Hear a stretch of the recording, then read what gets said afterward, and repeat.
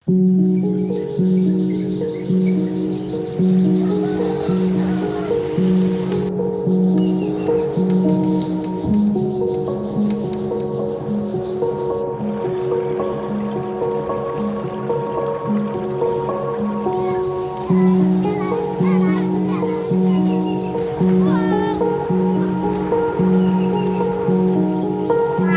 soleh,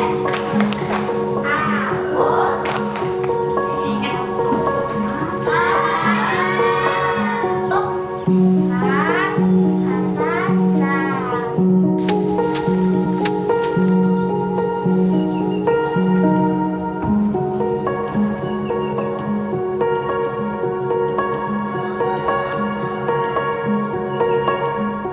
Konektivitas internet menjadi suatu hal yang mungkin dianggap sebagai mimpi.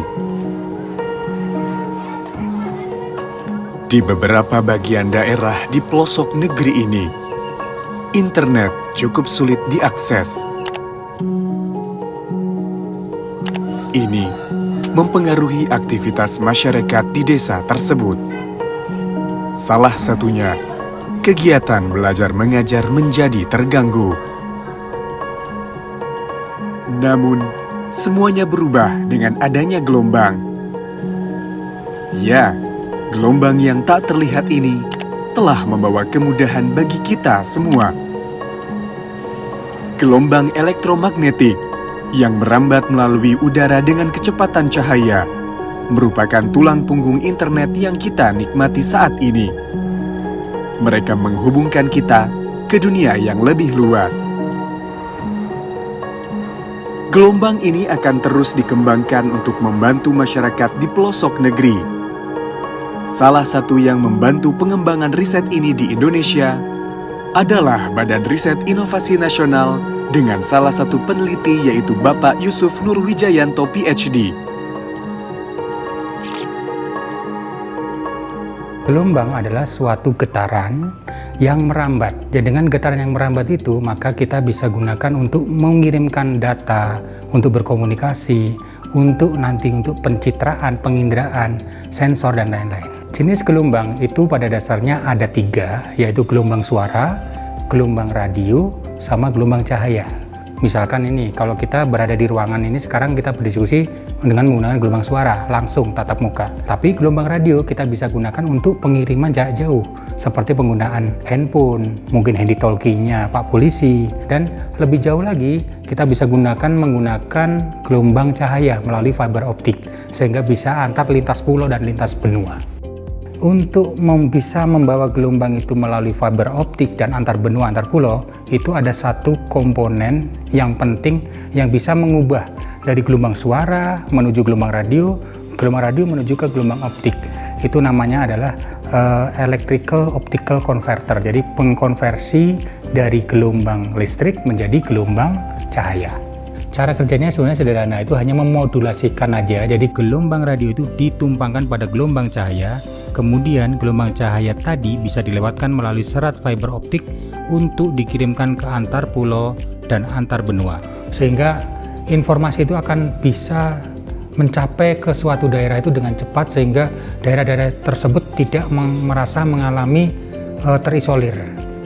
Ini akan juga menumbuhkan perekonomian di suatu daerah yang terjadi karena informasi yang sangat cepat.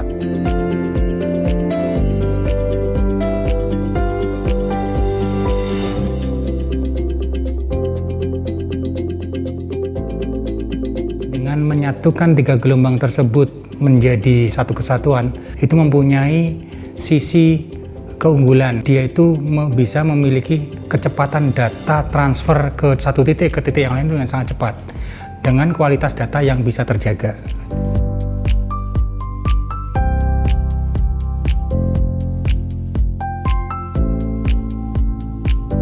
Fiber itu saat ini hanya dimanfaatkan untuk komunikasi antara gate tol sampai gate tol berikutnya, untuk mengambil data saja.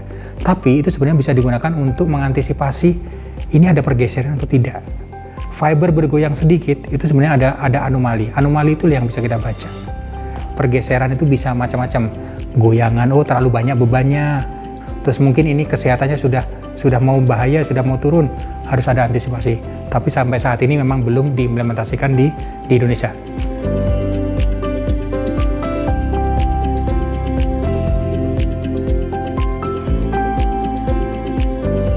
Kalau dihubungkan dengan faktor kesehatan, bagaimana gelombang suara, gelombang radio, dan gelombang optik itu terhadap faktor kesehatan, apakah mengganggu atau tidak? Kalau saya bilang, boleh katakan mengganggu, tapi kita punya yang namanya batas ambang. Makanya kita ada regulasi di pemerintah, itu ada standar yang mengatur, misalkan ini, gelombang radio optik yang bisa dipancarkan oleh WiFi hanya sekian, itu diatur oleh Kemenkominfo, ada standarnya. Dan itu akan merujuk dengan aturan internasional, itu ada standarnya. Kalau lebih daripada itu tidak boleh, karena itu akan bisa mengganggu tubuh, mengganggu alat-alat yang lain, bahkan mungkin environment kita juga akan terganggu. Begitu juga dengan gelombang suara. Anda pernah bayangkan nggak gelombang suara dengan suara yang sangat bising? Pasti akan mengganggu. Dan itu ada batasnya, makanya kita harus menggunakan, misalkan kalau kita ada headset, itu pasti ada standarnya, nggak mungkin akan melebihi dari itu. Satu lagi gelombang optik, gelombang cahaya. Itu juga kalau berlebihan juga berbahaya. Misalkan ini, Anda terpapar matahari. Matahari ini mungkin semua spektrum cahaya ada di situ. Kalau kita terpapar terus ya akan bahaya, bisa menyebabkan kanker kulit dan lain-lain. Tapi dari negatif-negatif tadi ada sisi yang kita bisa gunakan sebagai positif. Misalkan ini untuk faktor keamanan, HANCAM. Kemudian gelombang microwave bisa digunakan untuk memasak daging. Mencacah itu sebenarnya kan merusak itu, tapi digunakan untuk memasak itu bisa. Gelombang optik bisa kita gunakan untuk membunuh bakteri, virus yang mengganggu di kesehatan, untuk sterilisasi. Itu merusak, tapi kita gunakan untuk yang lain. Makanya ada beberapa case kita butuh case tertentu untuk mengatur itu. Itulah regulasi yang di situ, pemerintah yang akan turun.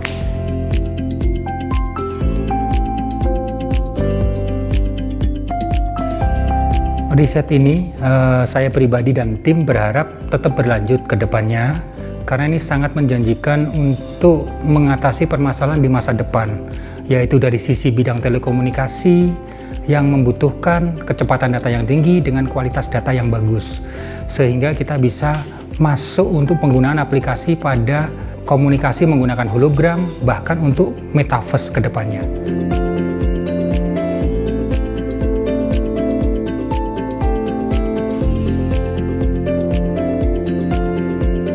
Dengan bantuan gelombang ini, internet telah mencapai tempat-tempat yang dulunya terpencil.